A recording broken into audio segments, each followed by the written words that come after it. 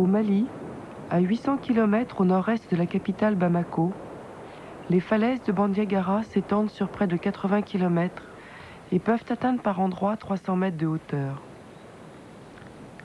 C'est dans ce massif rocheux que les Dogons s'établirent au XIIIe siècle, à l'issue d'une migration commencée un siècle plus tôt. Ce site particulièrement escarpé et insolite abritait déjà des hommes appelés Telem. Ces premiers habitants, dont la présence est attestée dès le IIIe siècle après Jésus-Christ, furent délogés par les Dogons, qui s'installèrent aussi dans les éboulis des falaises. L'ensemble de cette nouvelle population se composait de 4 clans, les Omno, les Dono, les Dion et les Harous. C'est parmi les Harous qu'Amma, Dieu créateur du monde, choisit le chef religieux suprême, responsable de la fertilité, de la pluie et de l'ordre sur terre. Ce chef religieux appelé Ogon réside seulement avec quelques membres de sa famille dans un sanctuaire isolé, appelé par le nom de son clan, Harou. Ce sanctuaire, qui abrite un des dignitaires les plus importants de la société d'Ogon, est édifié au creux d'un piton rocheux, enfoui dans la falaise à l'abri du regard des hommes.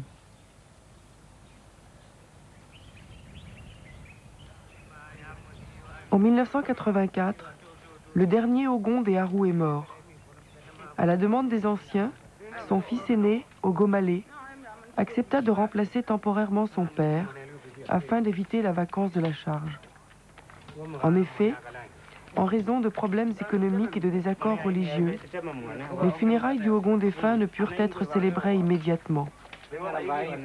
La nomination et le rituel d'intronisation du successeur restèrent en suspens. Après de nombreuses années, la date des funérailles est enfin fixée au 7 juin 1992. Durant 3 jours et 2 nuits, les hommes du clan des Harous et des familles voisines viennent lui rendre un dernier hommage au cours d'une cérémonie qui permet d'éloigner les âmes du défunt qui tourmentent les villages des vivants.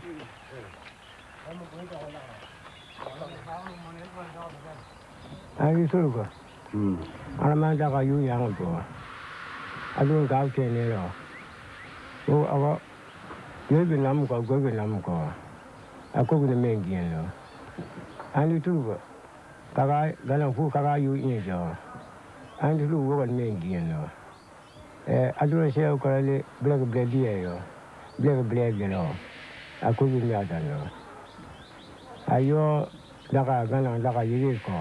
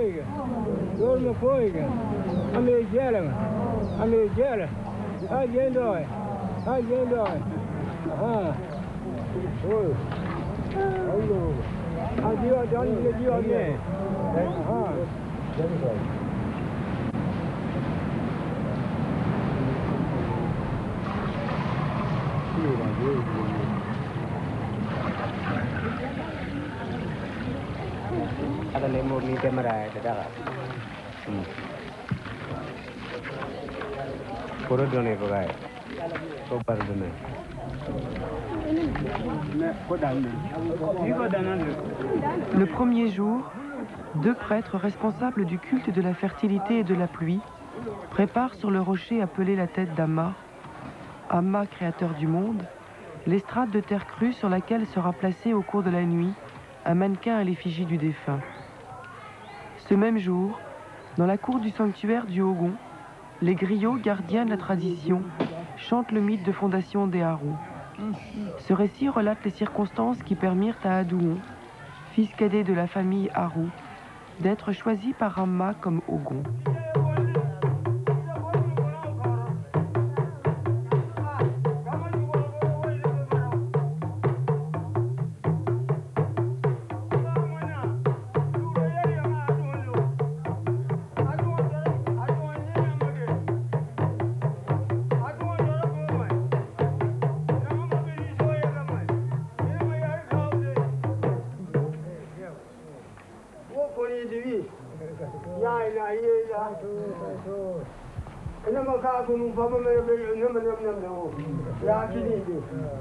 Nyango, atolengo, balum bonembo. Yo dojungon kwenye kule kunono. Ye ungon yo kwenye yo gara kunono. Kwa kunaga yo kempu sharaga. Kama mangu ashara unum udo dojele no. Bagi morenge ane ka bai bloka. Bai tuli jano. Ala pu taga koyo bai koyo bai pionga bagi pu yaga yugo agu yelo.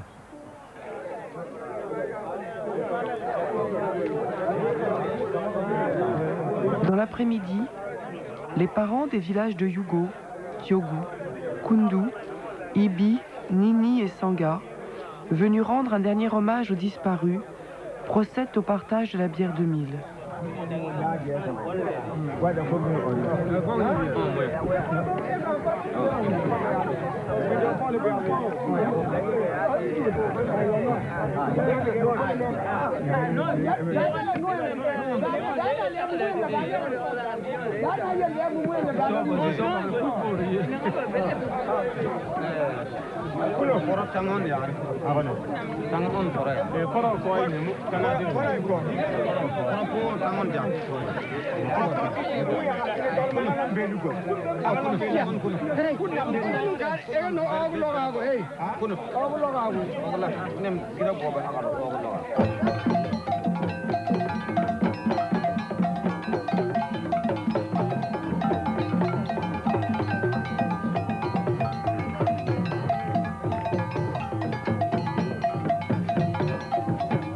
Puis les participants, dont certains sont revenus d'Exode à cette occasion, se préparent à traverser le champ du Ogon, appelé Diengetai, littéralement le champ des jumeaux.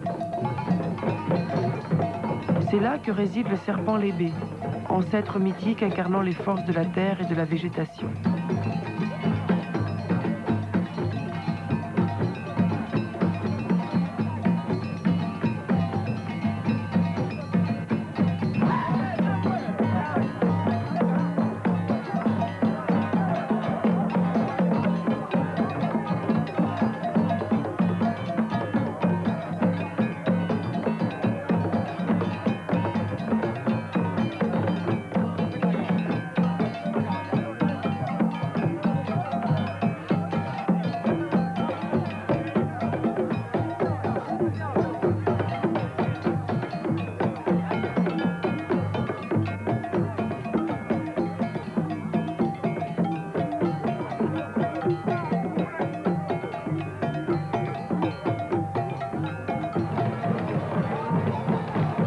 En arrivant sur la place publique, les hommes fracassent les calebasses laissées par les femmes.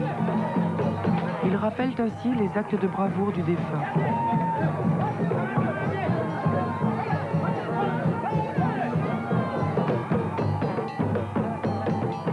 Les joueurs de tambour, boina et gomboy, les joueurs de cloche gangana, ainsi que les joueurs de trompe au goburu, la trompe du Ogo, scandent le taïyo, le temps de la danse au fusil, simulacre de combat exécuté rituellement dans toutes les funérailles.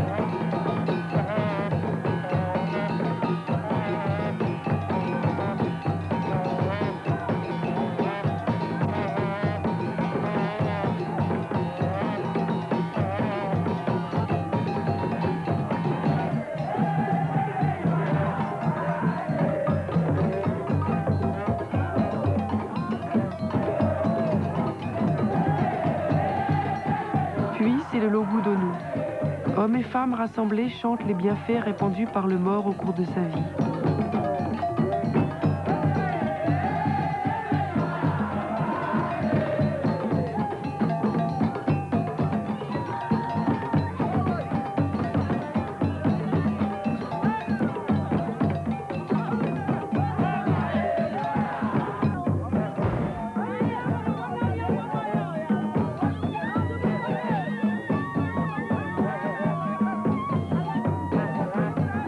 L'évocation se termine par la prière du soir, récitée par Ogonidiu, fils cadet du Ogon défunt, qui remémore la vie de son père.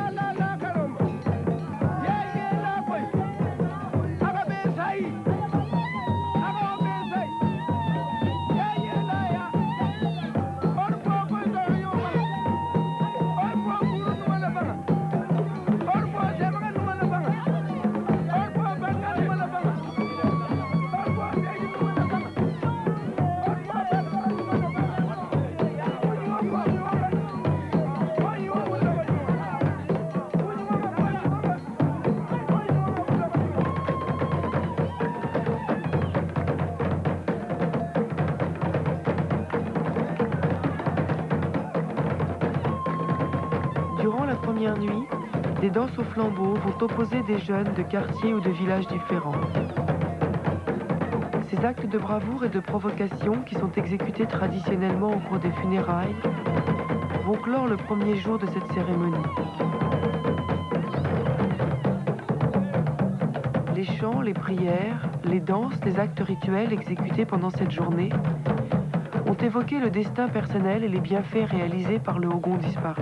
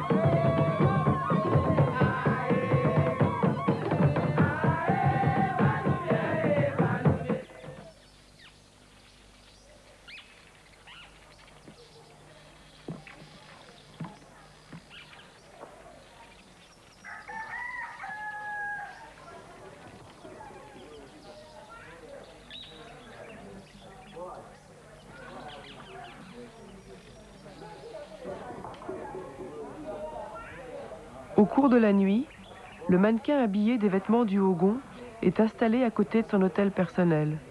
Il présidera ses propres funérailles.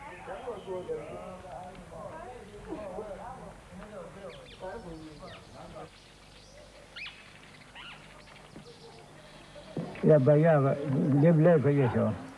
Before dengan kami bayar apa? Ya dia punya bagi kuno. Gua juga na aku be kamu orang ni. Ye.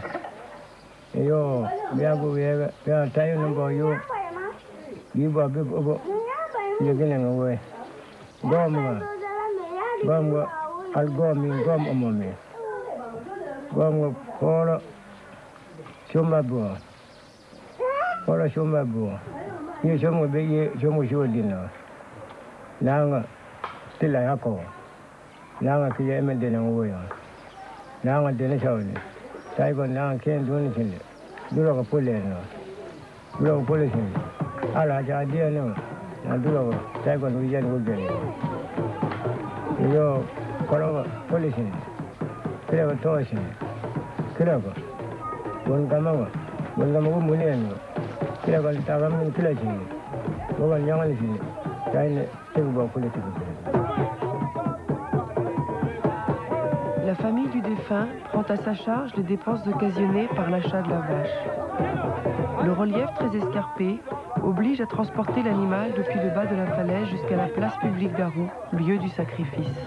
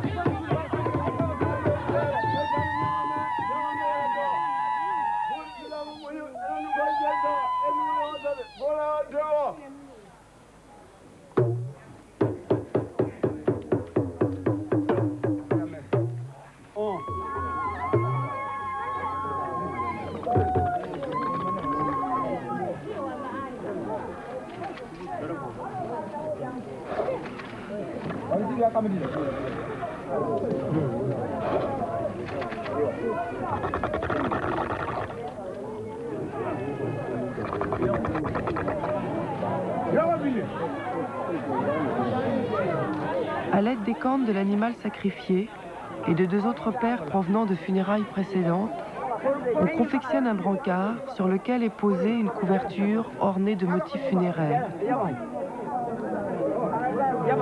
Une bande de peau prélevée sur l'animal sacrifié servira à la fabrication des lanières qui maintiendront l'ensemble. Ce jour-là, de nouveaux groupes de villages frères viennent participer à la danse au fusil. Selon des règles bien précises, combats et assauts se succéderont dans l'après-midi. Seul Ogonidiou, fils cadet du Ogon défunt, a le droit d'enjamber l'animal sacrifié, car il est propriétaire d'un troupeau de vaches. À la fin de l'après-midi, les dignitaires religieux danseront avec le brancard.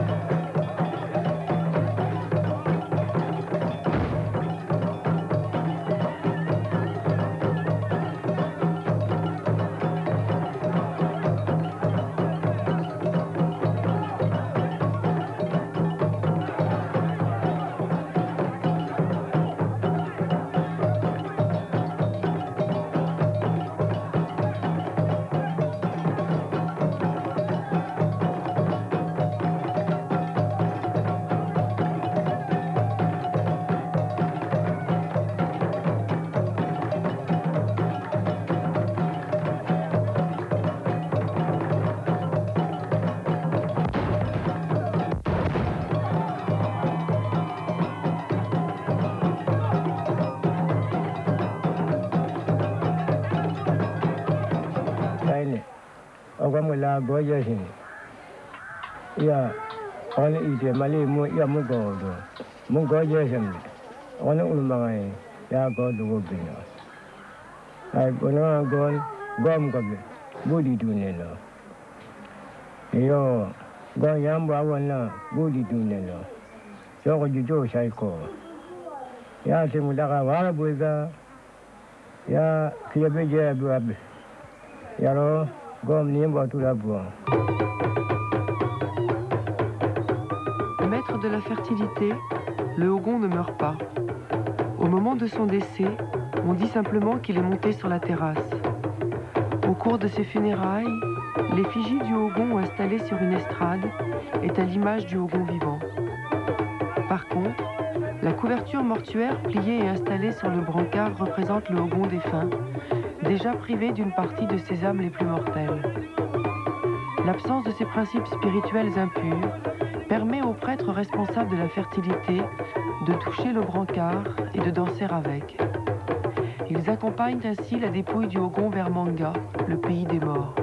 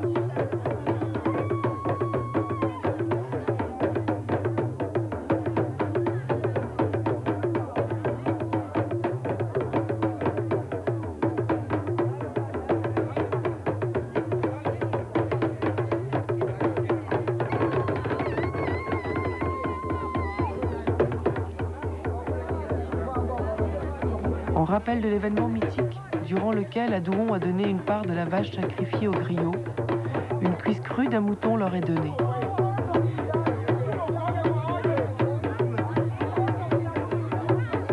À la tombée de la nuit, Ogomalé détruira et jettera le brancard près de la grotte des femmes en règle.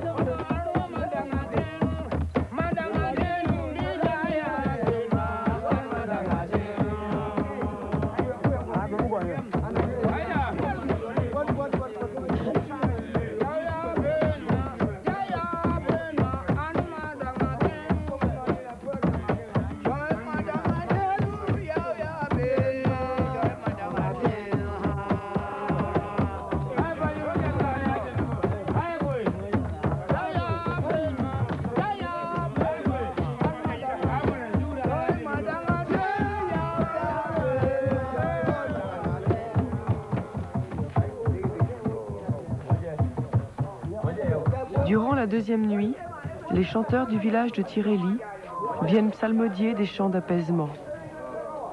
Cette même nuit, Ogonidiou, le fils cadet du défunt, emporte le mannequin de son père et le dépose dans un des greniers de la maison sanctuaire. Le lendemain, à la fin des funérailles, Les vêtements qui composent le mannequin, couverture, bottes, foulard, seront donnés au griot. Ainsi disparaîtra à jamais l'effigie du défunt.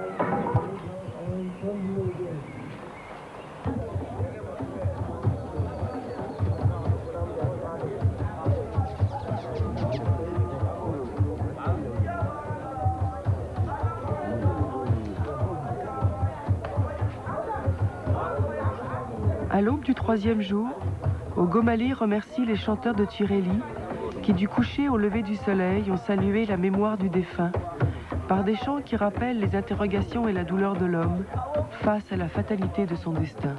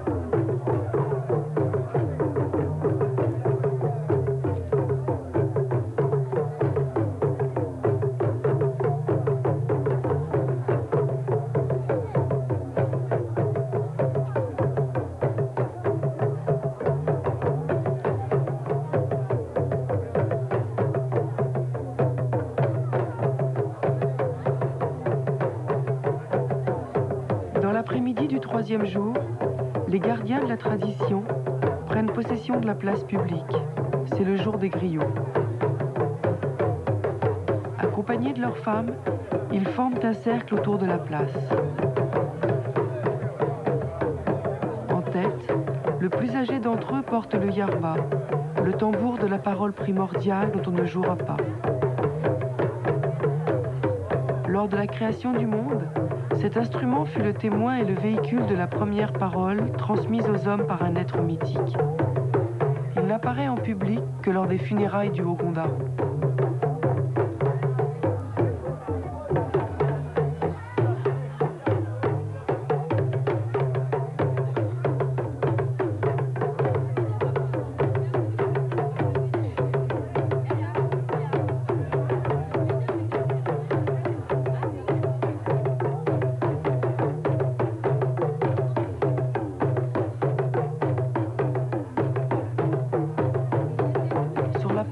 Aux deux extrémités de l'instrument est tracé en rouge un cercle superposé d'une croix. C'est le signe du monde. Ce cercle, les griots l'ont reproduit en faisant d'abord le tour de la place. Puis, en brandissant le tambour à chacun des 4 points cardinaux, la parole, c'est-à-dire la connaissance, est projetée et dispersée sur toute la surface de la terre.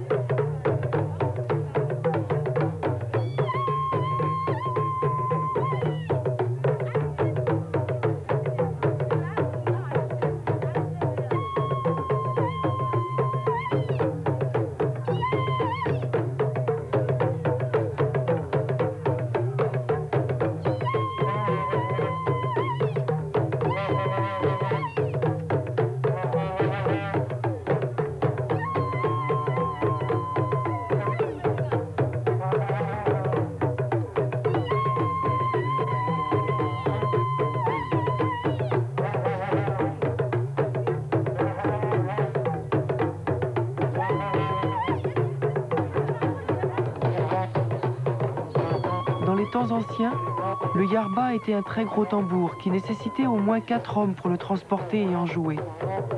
Lors de certains rituels, il était alors d'usage qu'un homme saute au-dessus de l'instrument. Les roulades effectuées par le griot pourraient peut-être rappeler cet épisode.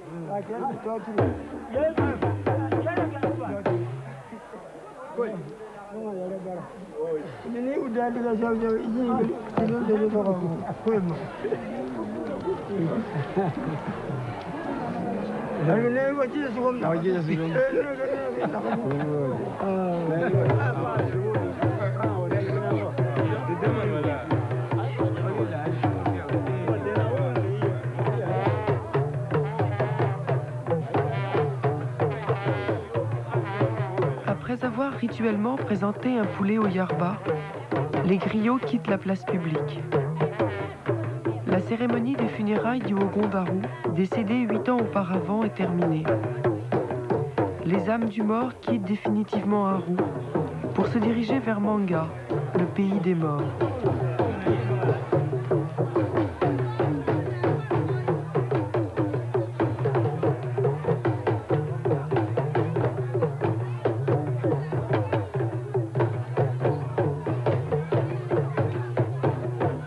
Tous les participants abandonneront bientôt Aru pour retourner aux travaux des champs, tandis que les prêtres purifieront les lieux souillés par la présence inhabituelle d'une si nombreuse affluence.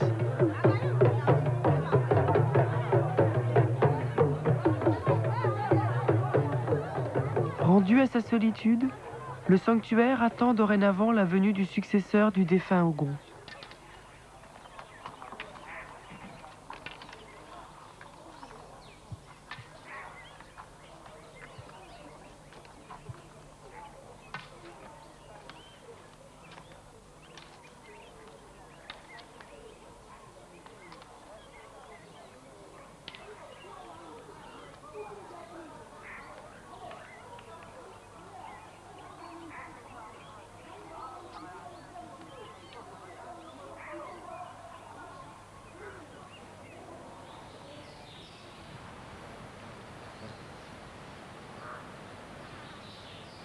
Six semaines plus tard, la célébration des funérailles du Ogon Darou, qui viennent de s'achever quelques semaines plus tôt, permettent la nomination et l'intronisation de son successeur.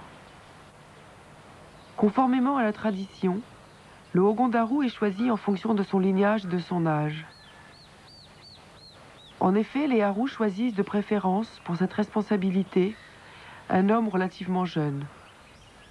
C'est pourquoi les devins de la région sont consultés pour choisir le nouveau dignitaire et pour s'assurer de sa longévité.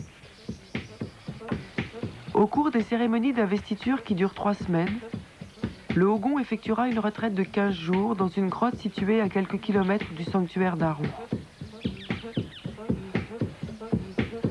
Les descendants des familles fondatrices reviennent occuper les premiers sites où s'installèrent leurs ancêtres. C'est là qu'elles préparent la bière de mil, dont la fermentation coïncidera avec le jour de la nomination du Ogon. Cette boisson nécessaire au bon déroulement des rituels a une importance considérable dans la société d'Ogon.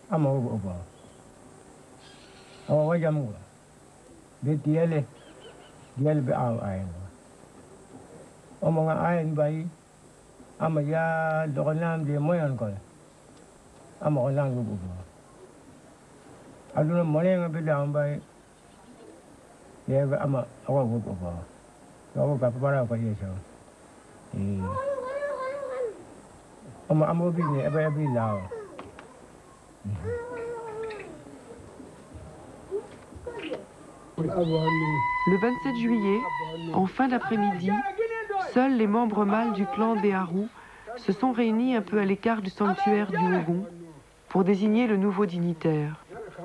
Assis en cercle, personne parmi eux ne sait qui sera désigné. Soudain, un responsable touche avec une branche de cactus l'épaule gauche de Gobaradin. il est immédiatement déshabillé par les prêtres pour être revêtu d'un pagne blanc. Ce mode d'élection est à l'image du mythe, dans lequel Adouon a reçu d'Amma, puissance créatrice, le pouvoir par surprise. Les participants pénètrent alors dans la cour du sanctuaire avec le nouvel Ogon, dont les mains sont entravées par une bande de coton.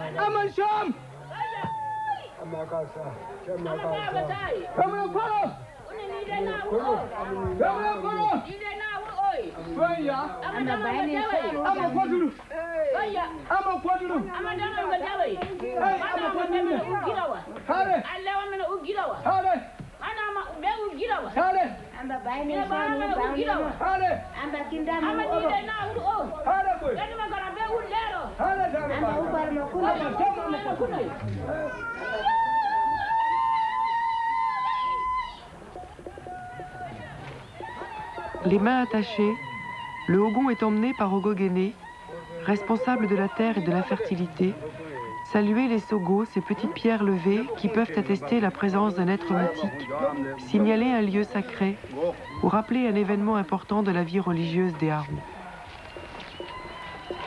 Après ce parcours, le futur Ogon passe sa première nuit dans la maison des Kassana, famille des gardiens du sanctuaire d'Arou. Durant cette nuit, on dit que le Ogon est léché par le serpent Lébé, ancêtre mythique incarnant les forces de la terre et de la végétation. L'ancêtre lui communique ainsi la force vitale nécessaire à sa nouvelle fonction.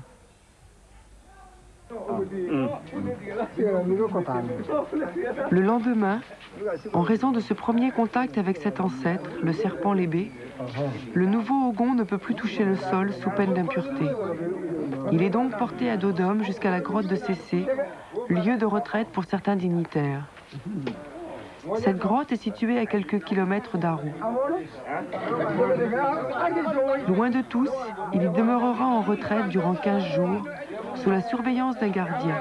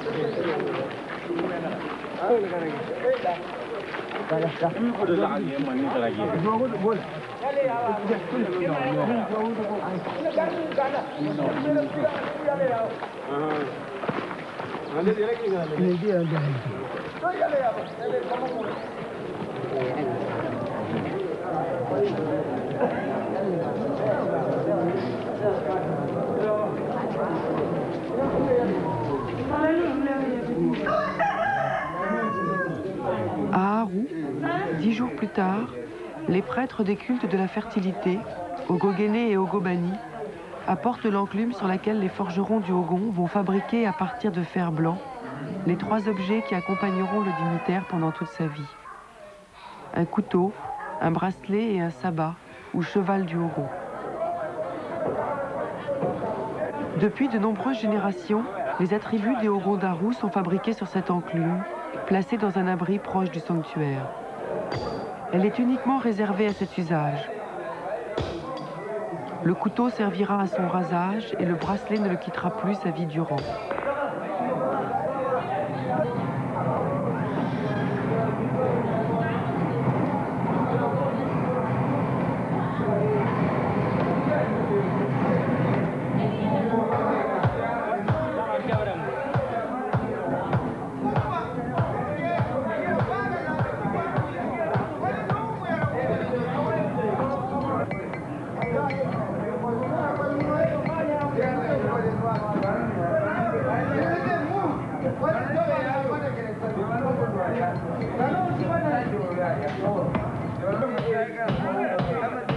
Le sabbat a été appelé par Marcel Griaule « crochet à nuages », car sa forme à plusieurs branches permettrait d'attraper les nuages, donc d'obtenir la pluie.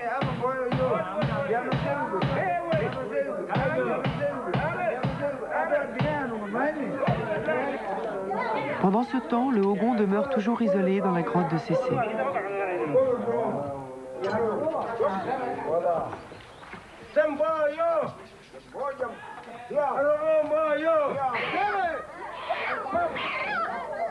Ensuite, le sacrifice d'un poulet consacre le couteau, le bracelet et le sabbat.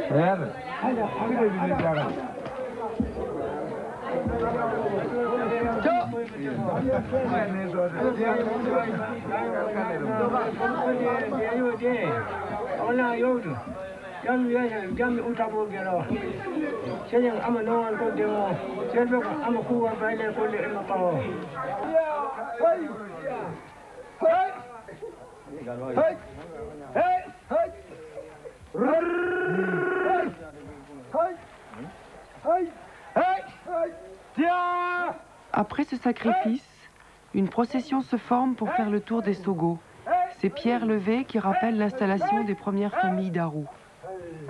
Ogogene, prêtre du Ogon, responsable du culte de la terre, le sabbat à la main, pousse des grognements sourds puis scande les bénédictions d'Ogonindyu, fils cadet du Ogon décédé.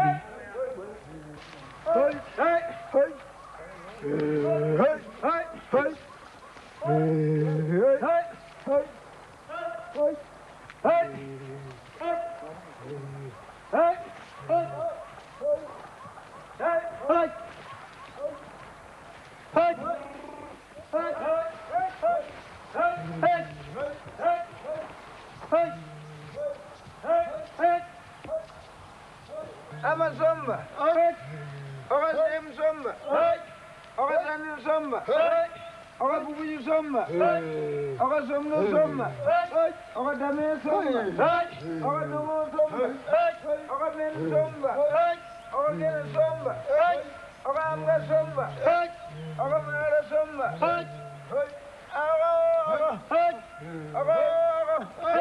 Yana Vandale, Yana Kama Vandale, Leotero Vandale, Telebino Vandale, Leotero Vandale, Jomno Vandale, Alamino Vandale, Ekano Vandale, Momo Vandale, Vandale,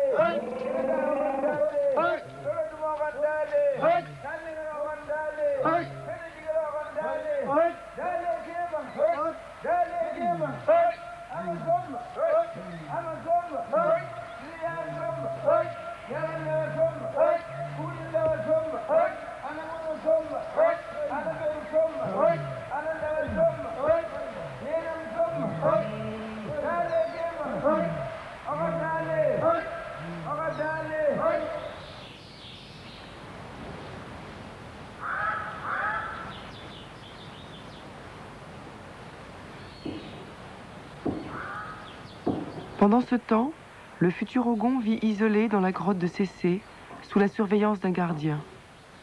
Seules quelques femmes non réglées sont autorisées à lui préparer ses repas. Elles ne sont pas impures.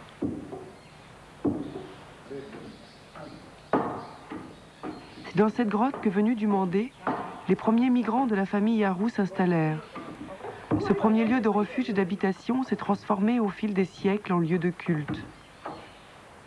Le futur Ogon y séjourne dans un abri isolé et sombre, dont personne ne doit s'approcher à l'exception du gardien. Si quelqu'un s'approche, le Ogon se cache sous une large pierre. En faisant cela, les anciens s'accordent à dire qu'il se réfugie dans une mare, image de la mare primordiale où les premières paroles furent prononcées.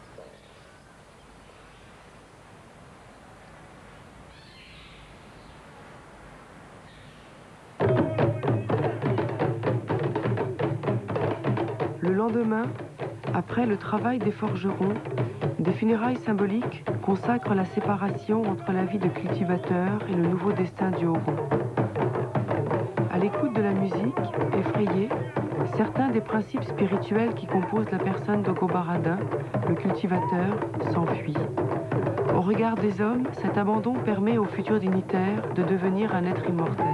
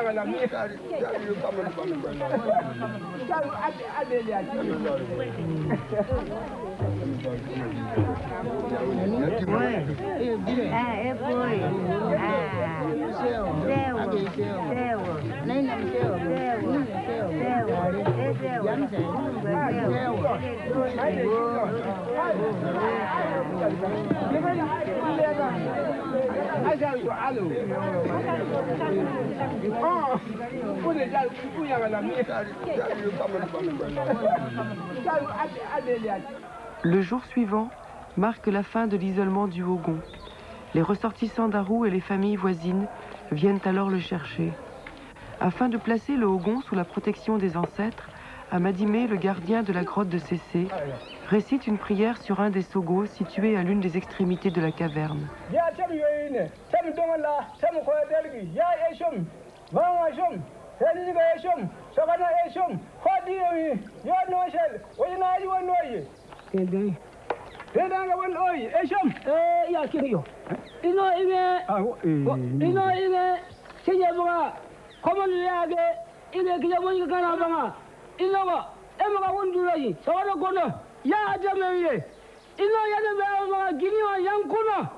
ino yanga be anu unwe ino kana be ino wa gino yang kuno emga en geji ya wa geji kalo go be hala be dwe yum ya ningir ko fuwe zabu ama zagle zabiye ame ko ame kuno ongwe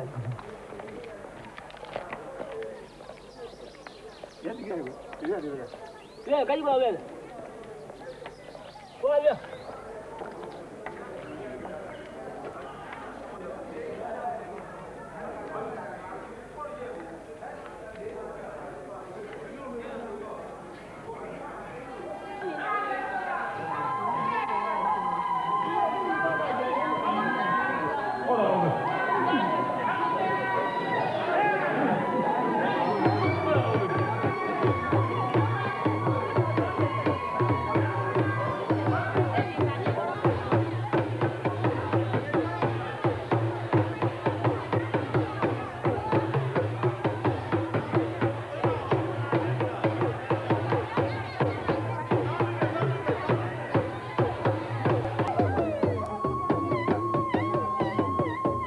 S'arrêtant un instant, comme pour marquer le moment de sa sortie de la grotte, le Hogon est habillé de bleu indigo, couleur de l'eau, à l'image de la mare primordiale où il est demeuré 15 jours.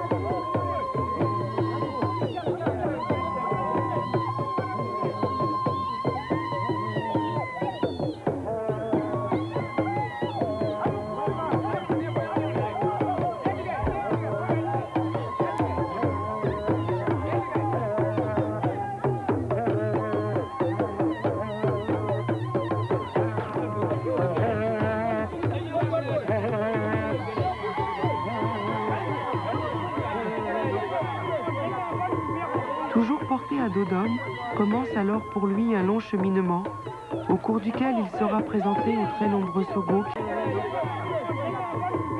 Toujours porté à dos d'homme, commence alors pour lui un long cheminement, au cours duquel il sera présenté aux très nombreux Sogos qui jalonnent le parcours. Le bonnet rouge de la chefferie, identique à celui qui fut envoyé à Adouon par Rama en signe d'élection, précède le cortège.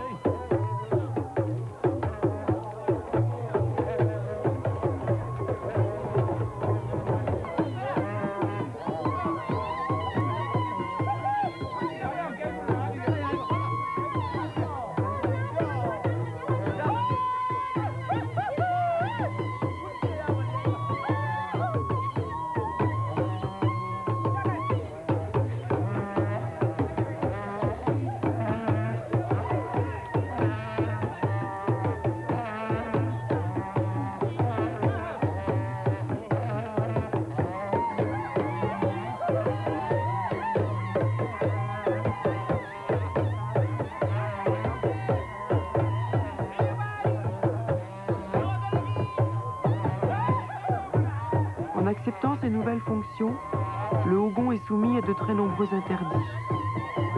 Il ne pourra plus voir sa mère et ne devra s'établir dans son nouveau sanctuaire qu'avec sa première femme.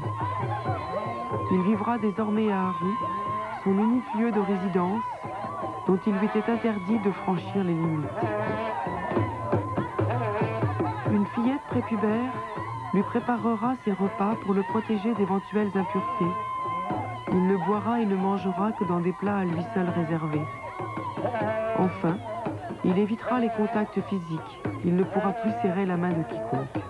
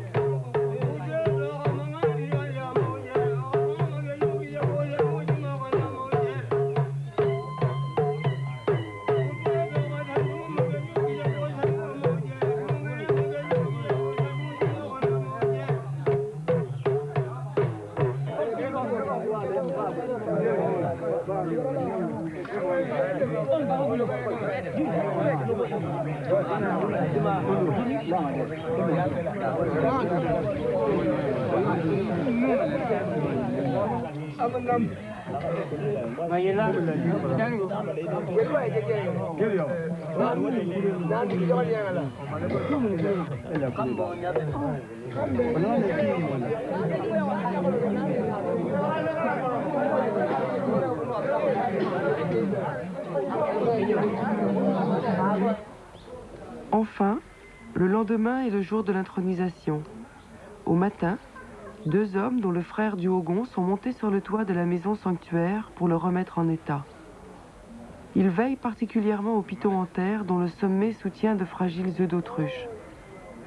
On les appelle œufs d'Amma, car c'est dans un œuf qu'Amma a créé l'univers.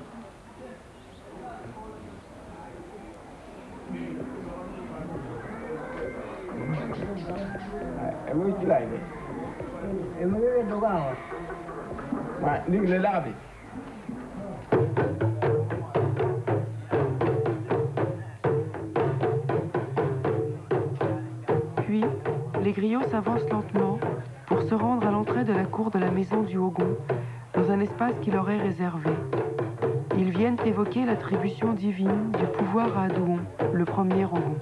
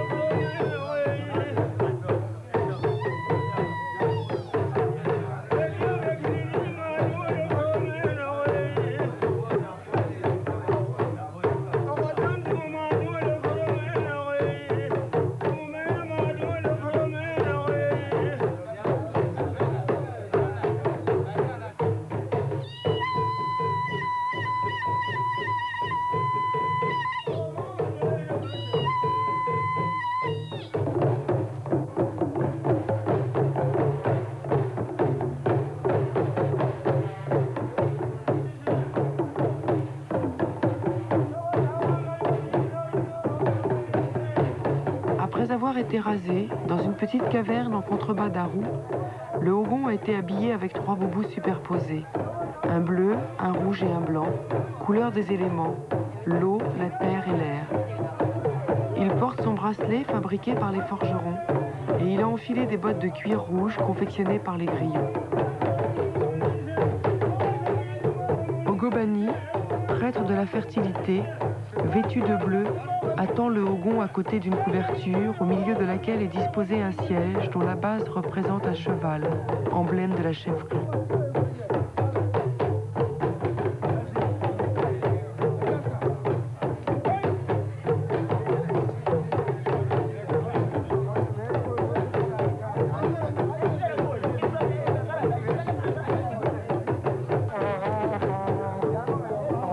Ogobani saisit le hogon par les épaules pour l'asseoir par 3 fois sur le siège. C'est le moment de l'intronisation.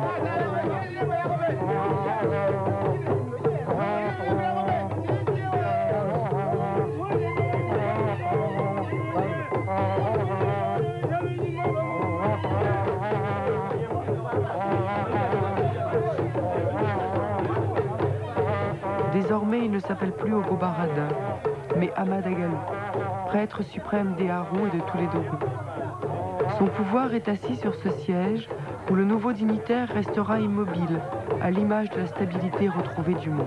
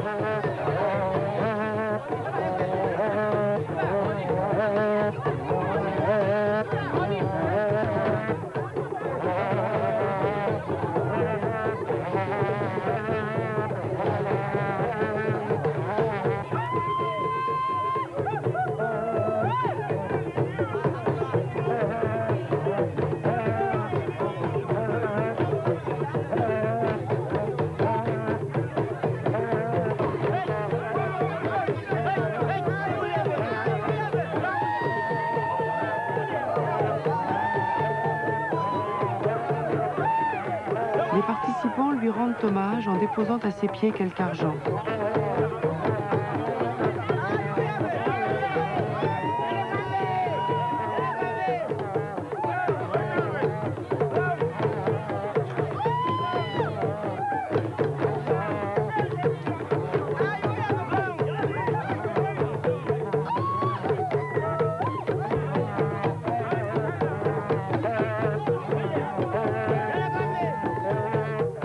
Pour lui, commence une vie de renoncement. Il ne quittera plus Haroux, son seul univers désormais. Abandonner son sanctuaire exposerait inévitablement le monde au désordre. Occasionnellement, il recevra les visiteurs venus lui soumettre des litiges. Seuls, les prêtres Ogogéné et Ogobani viendront régulièrement lui rendre visite afin d'assurer les sacrifices nécessaires au bon déroulement de la chefferie et maintenir ainsi la permanence de l'équilibre entre les forces de la nature et l'homme.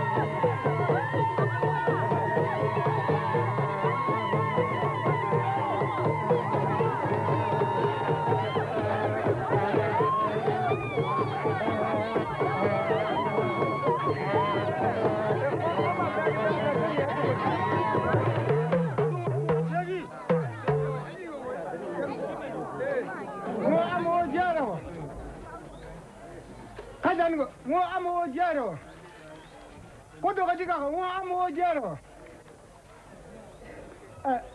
o di paio yana moyo ba turu ra turu mo jamle a de gan de ama kuyar won obo ama kanan wo ba unun ko don wakuno ama kuyar won obo ama badru nadru ko don kuno on yago e han aga de yo han gan keni yago ama wo kuyar won obo ibo kan aji won